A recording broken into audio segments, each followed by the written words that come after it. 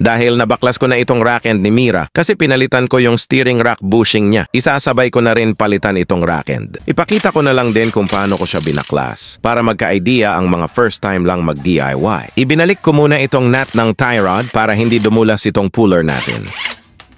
Tatanggalin ko naman itong boot clip sa magkabilaan. Tapos pwede mo na mahila yan palabas. Gamit ka lang ng flat screw para mabilis mo mabaklas itong boot sa rack end.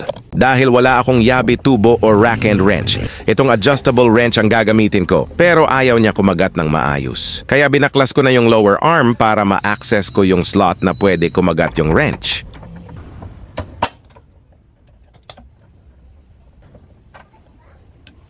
Wala pa naman play itong rack end, pero for preventive maintenance kaya papalitan ko na siya. Luluwagan ko muna itong lock nut ng tie rod at lalagyan ko ito ng marking para hindi lumayo yung wheel alignment natin. Saka ko babaklasin ang tie rod end.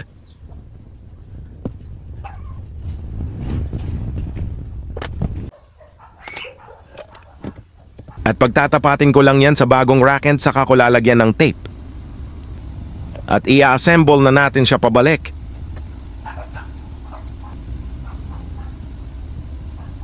At ilalagay na natin itong tie rod end. Isalpak na natin siya dito sa ating steering rack na pinahiran ko ng high temp grease.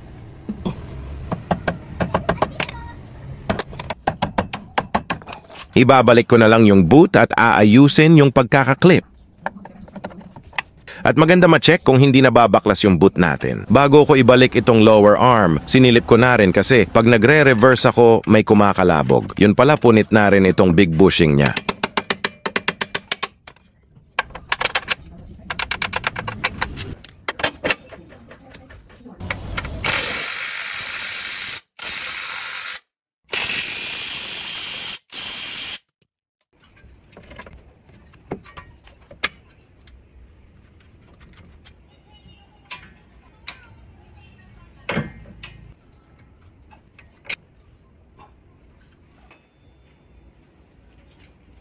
Pinalitan ko rin ng rack end itong kabila pero hindi ko na ipapakita kasi same lang naman ang process. At nag-manual wheel alignment muna ako para magamit ko si Mira.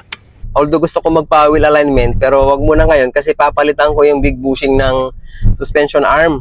Kasi nakita ko na may mga punit na yung kanyang bushing. So baka this week after ko magawa yun, magpapa-wheel alignment na ako para sigurado, no?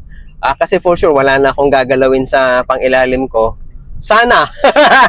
Sana. Pero I think goods yung ating DIY. Sana nakatulong.